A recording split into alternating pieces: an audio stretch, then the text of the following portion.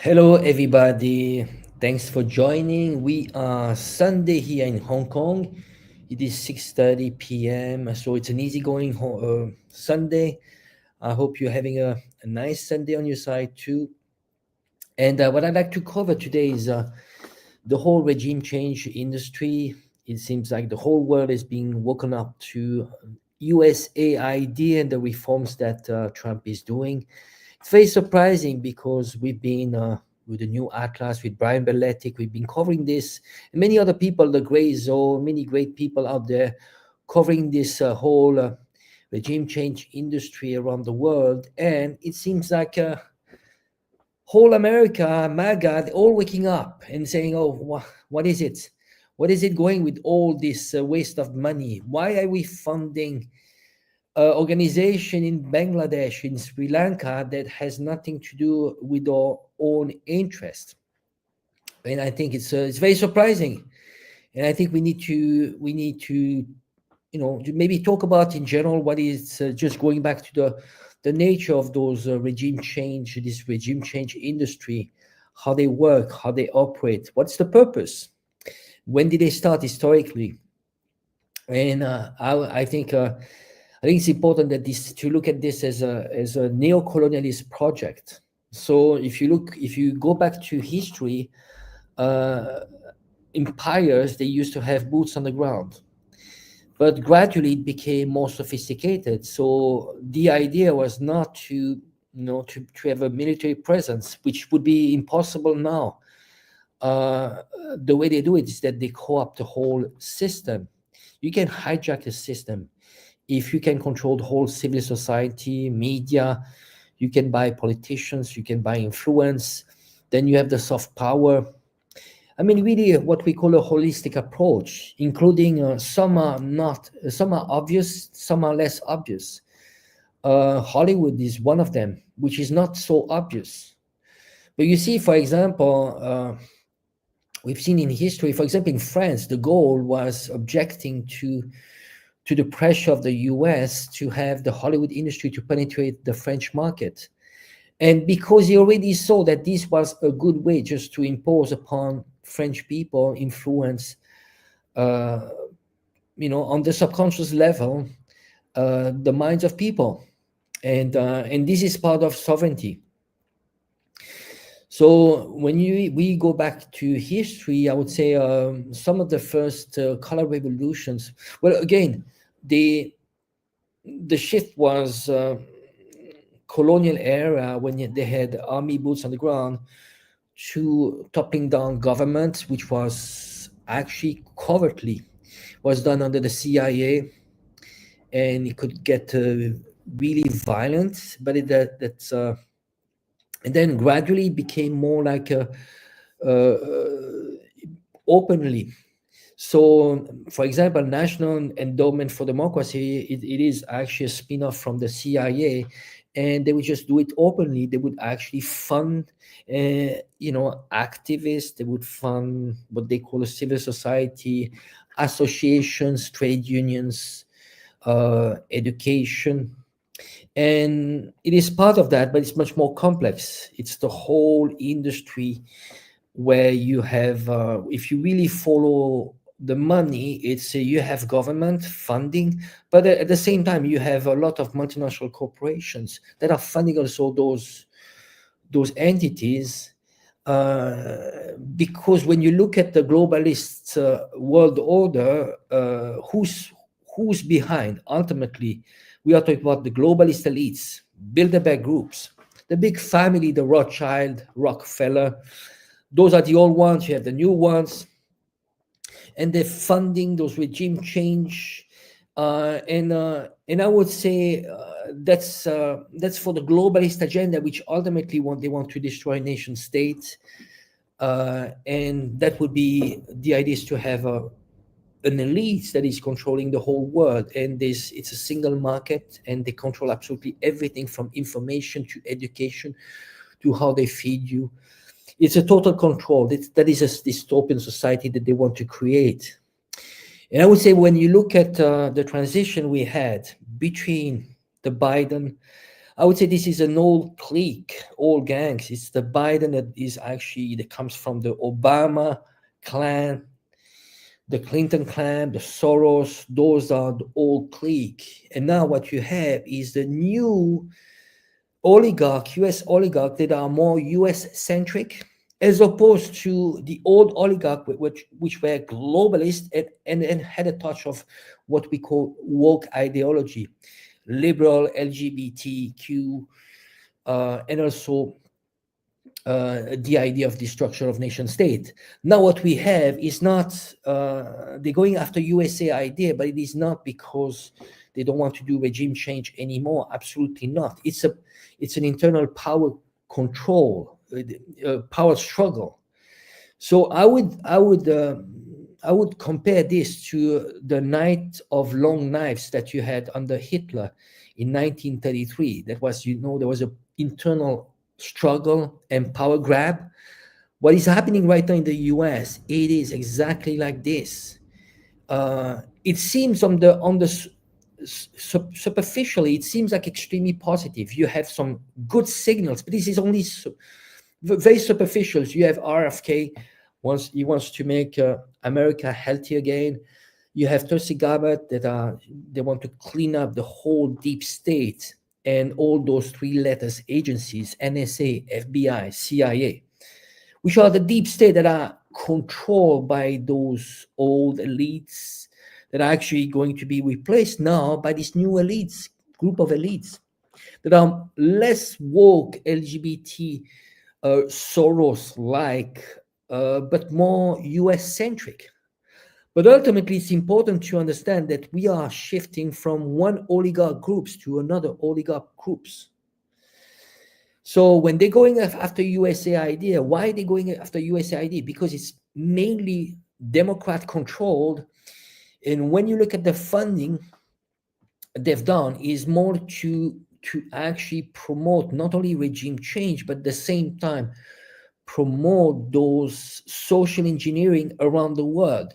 So they want to have a uniform types of a human being around the world that would actually buy into this identity, ideology, and deconstructions. It is about deconstruction of nation states, tradition, values, even religions, because what they want is a human being that becomes slave labor, but kind of, I would call it zombify coming from zombies. When you're a zombie, you just work, you are extremely tired, you're in a survival mode, and you survive by watching footballs, take drugs, watch porn and Netflix, and that's the zombification.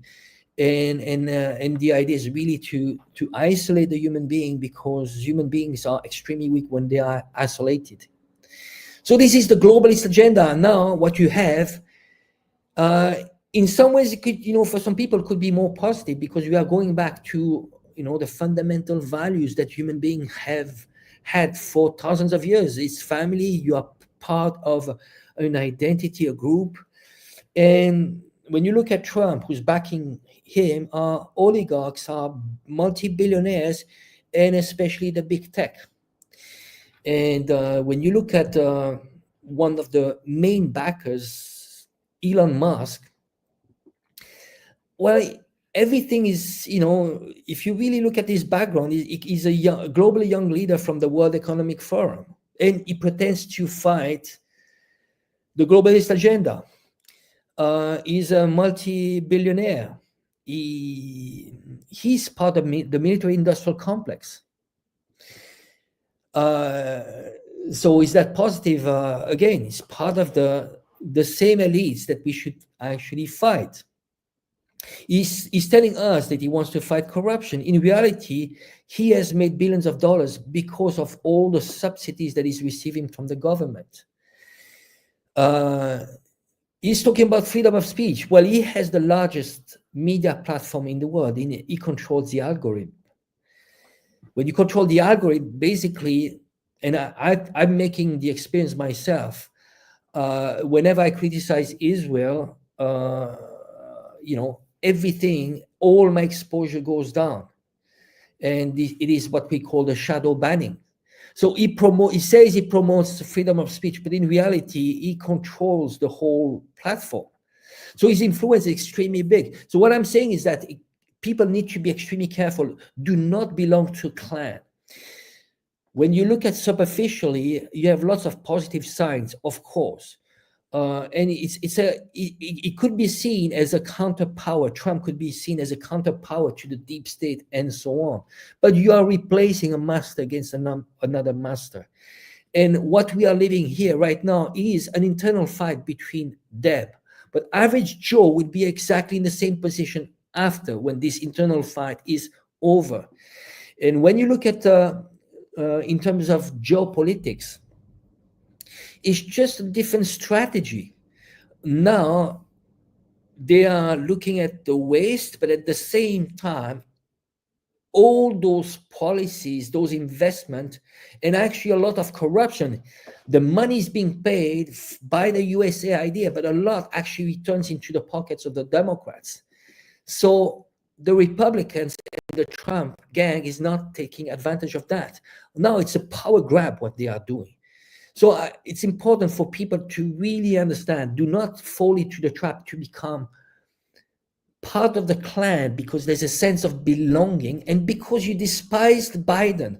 I do understand anyone to despise Biden because he's corrupts genocide, he's behind the Gaza genocide. He's done absolutely, I mean, he's probably one of the worst presidents in US history. But now you're trading one card. Those guys that that are backing Biden, you don't want to be exactly the same and actually enter into a cult. Why do I call it a cult? Because a lot of people, they become like, blinded, completely blinded, and they want to jump into the bandwagon saying, oh, I'm a pro-Trump, pro-MAGA. Lots of those slogans are actually extremely positive, but in reality, it is a shift of power, that's all. And when you look at international policies, it is not going to change much. Now, international policies, I would say that what you see what they're doing with Gaza, Trump is going to do the final blow to Palestine. Basically, this is the final solution. And they want actually to rebuild completely Gaza without the Palestinians and send them to Jordania and Egypt.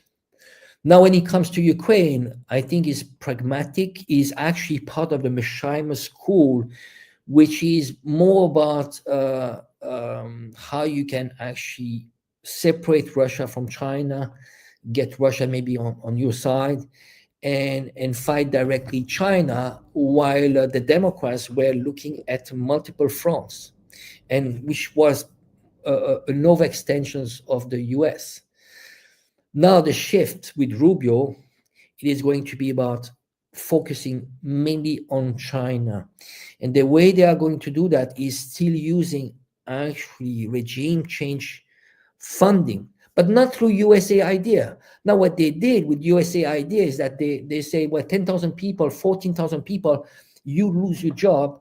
We keep a few hundreds, but those programs are going to be under the State Department, under Marco Rubio, and he will still fund a lot of projects and probably will add more projects, but more targeted.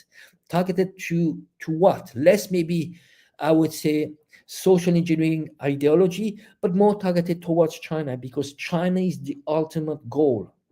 That's the pivot to Asia that Obama started. Now that it's going to be an exclusive objective, is going to be about China. So you disrupt everything when it comes to communication narrative, bad publicity about China.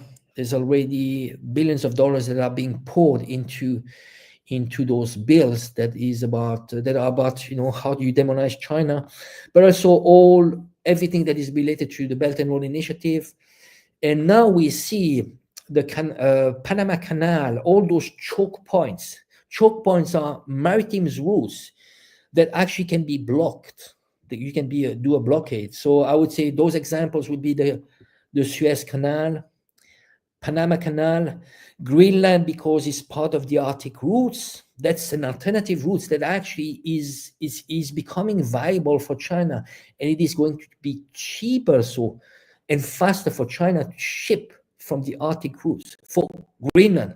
So Greenland, this topic is not, it's not out of the blue. That's part of the shifting towards China. Other choke points are so I mentioned there's a Suez Canal, there's Strait of Hormuz, and the most important is the Malacca Strait. And this is why China, they created alternative routes which are related to the Belt and Road Initiative. So what the US wants to do is not to fight frontally China, but actually attack China through their neighbors, to destabilize their neighbors. So Myanmar, Kazakhstan, Mongolia. They did it with Russia, it didn't work. And basically just attack them through those choke points and to do blockades, ultimately to do blockades, because China cannot defend if there are blockades. Why is it so? Because China doesn't have a power projection force. How do you have a power projection force? Is by building army bases around the world. That's what the US has, as opposed to China. China is extremely strong as a defensive army, but only regional. In the South China Sea, China is extremely strong. So the US could never fight China on its ground. The only way it can fight China is economically, by doing a blockade. And when you look at history, there's a similar event, which was what they did to Japan. Why Japan attacked Pearl Harbor was because the US did a blockade on Japan, and they were choking Japan economy because Japan did not have access to oil. And at some point, Japan had no choice but to attack the US.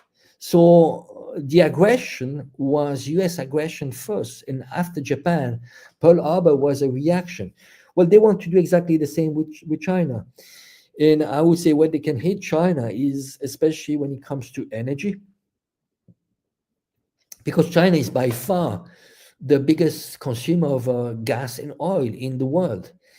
And they can attack China through those pipelines. So there's a power of Siberia, which is going through Mongolia. And guess what? They're already looking at how we can destabilize Mongolia. If you go now to Mongolia, they already protest. They're actually funded by the same USAID, National Endowment for Democracy, George Soros. Well, you have Mongolians that are actually going to the streets and having slogans anti-Chinese. Now you have Myanmar. Myanmar, there's a civil war, and there's a critical pipeline which is going from the shore of Myanmar all the way to China. And this is why they try to destabilize Russia, because the combination Russia with all the natural resources, mineral, oil and gas, and China, this very powerful industrial base, it makes it almost impossible to fight China. So this is where we at. A lot of people are thinking, well, there are going to be big changes. I would say absolutely not. Not only internal politics. What they are doing here, what we saw these days is, okay, there are lots of waste and we're cutting those projects, but those projects, because they were not in favor of MAGA and the Republicans, because they were controlled mainly by left-leaning the Democrats. So they saved billions of dollars, but just the other day, they just approved another $8 billion of aid to Israel selling weapons. So in reality, those are smoke screen. It's just cosmetics what we're seeing. Of course, anybody would be happy that they are canceling those projects. Those are positive signs. Again, you see, it's we're sending lots of positive signs, but this is in order just to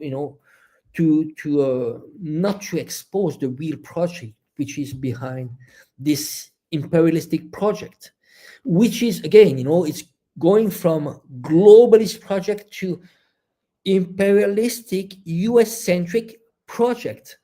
So what we had before, where the Bilderberg World Economic Forum, globalists backing US agenda. Now you have US centric, extremely rich oligarch backing this project of US empire with less this idea of globalist characteristic.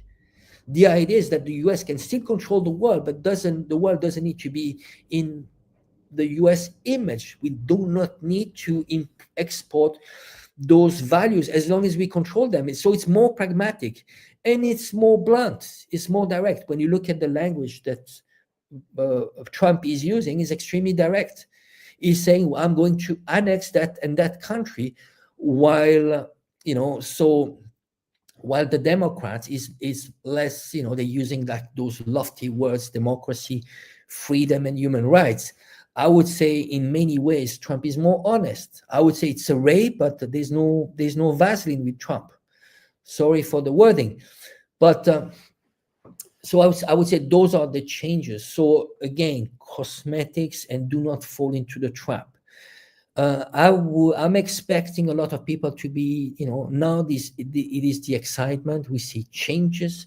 Some are positive. Again, making America healthy again, it's positive. But wait. Ultimately, it is going to be extremely tough. There are challenges too. MAGA is about putting tariffs. It's nothing new. Tariffs were under Trump, under Biden. Biden was already putting tariffs, everywhere, and putting pressure on its allies and also on its competitors. The only thing is that Trump is actually putting more emphasis into this, and the style is different. It is extremely direct and threatening its allies. The risk with Trump is that if he keeps on using too much the sticks, rather than the carrot, and you keep on threatening your allies, you might have your allies that actually, maybe on the fence and maybe hedging their bets and maybe trying to get closer to BRICS, because you need to hedge your bets. And the US is becoming a liability. Now you look at the position, the US, when they are trying to annex Greenland, and Greenland still belongs to Denmark, which is a EU member and a NATO member. You are actually openly saying that I'm going to annex your land. So this is an open aggression. It means that over time, this could become really a liability, a problem from the US for the US allies, and maybe something positive. To be honest, what I welcome when it comes to Trump is that he might actually divide the Western groups, and it might be a trigger to the dismantling of the EU, which is a CIA project. It's a project of control and destruction of nation state. And this might be a good positive element. And maybe this actually could accelerate the global, accelerate this new multipolar world, and would actually also accelerate the de-dollarization.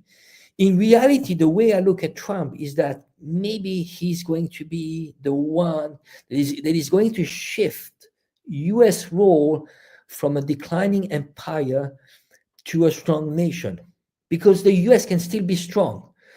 And the US need to be strong also for the multipolar world, because the downfall of the US, the whole world would suffer out of this.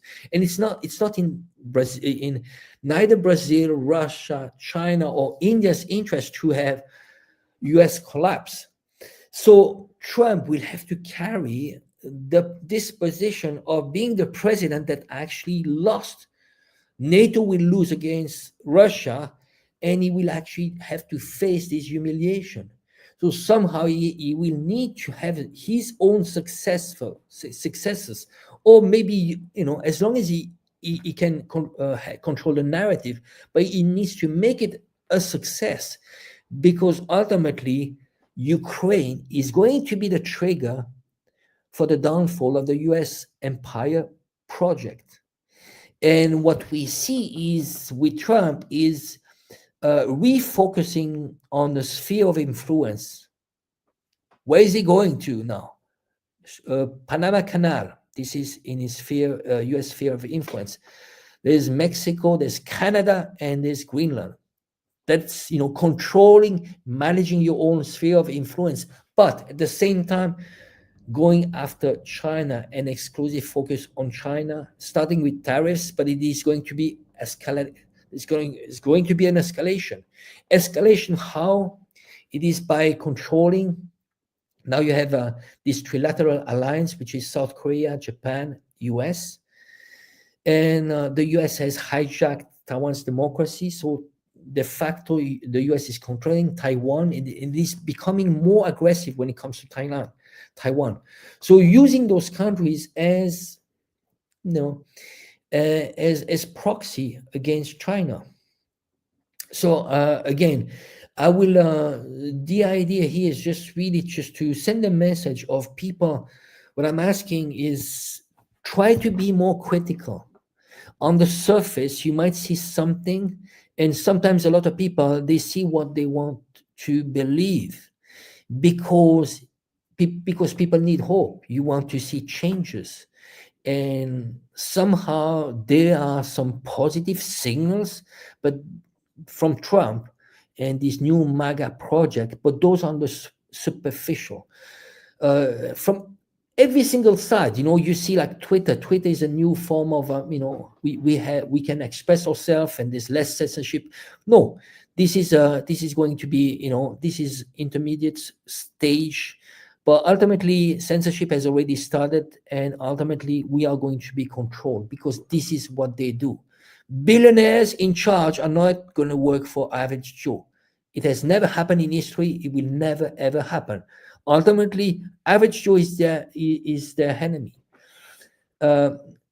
Make America healthy again. Of course, there are major problems in the US that if you don't tackle them, that is going to become a huge, huge problem. You see, now you take two indicators. I'm spreading, like I'm going to all directions here, but why they're going, RFK Jr. is going for Make America Healthy Again, because you have two extremely important indicators, and those indicators, they were advanced indicator for the collapse of the Soviet Union. Which one? Life expectancy and child mortality. Extremely important. Those are advanced indicator of a collapsing society, and this is why in the 70s you have this intellectual, Emmanuel Todd, which is probably the best living intellectual in France that anticipated the collapse of the USSR. And guess what? He's saying that it is not that you had this emergence of the Western world getting better. Even when the USSR collapsed, the trend was of a decline of the Western world. And now what he sees, he's actually predicting, because those indicators are so negative, he's predicting the collapse of the US because of those two indicators, infant mortality, life expectancy, that are going down. And as well, like in terms of demographic, people are making less children, and overall unhealthy society, unhealthy, in the broader sense, because average Joe is on a survival mode, and it's not healthy, and you don't have what is healthy for society. What is healthy in a society is having a sense of belonging. When you love your country, you have a sense of family, and you're having children. Why people don't make children? Because they are not positive when it comes to the future. They look, they see that my parents were living a better life than I do. My life expectancy is higher than my children. So it's extremely negative. So we are touching the 30 minutes here. I hope you enjoyed it. I'm going to a lot of direction, but basically I would say just pay attention. The direction where it is going. This is what we're living right now in the US is the night of long knives. It is internal struggle between two oligarch groups. The fundamentals are not changing. Who's in charge is the 1%, the oligarchs. It's an internal fight. So Fundamentally, in the US, it's not going to change much. Maybe they're trying to do more like reindustrialization. Those are some positive changes. They need to go through tariffs. This is, you cannot avoid that, but it is going to cost a lot. There's going to be a spike in inflation. When it comes to geopolitics, this is only a shift, a more focused shift towards China. Those are the basic messages, but overall, it is going to be more aggressive. So we are not wars. We still have wars, but more focused. I would say more focused. And the ultimate enemy is going to be China. I do hope you enjoyed it. Again, thank you. I'm not going into the Q&A this time. I have a show in a couple of hours with Brian Baletic on the new Atlas. It is going to be at 9 p.m. Beijing time. If you want to join, check the new Atlas. And I would say, I would really appreciate if you guys, because I just, they just remonetized my channel. And I would put more energy into this channel. So really, please, I would appreciate just put a like, if you can share, and if you can follow. Other than that, I'd like to to do more like Q&A questions, Q&A activities at the end of the show. I just have to go for now, but I hope you enjoyed. And again, don't be part of a cult. Keep a critical mind and stay positive. And I hope you have a nice Sunday ahead, and all the best. Bye for now.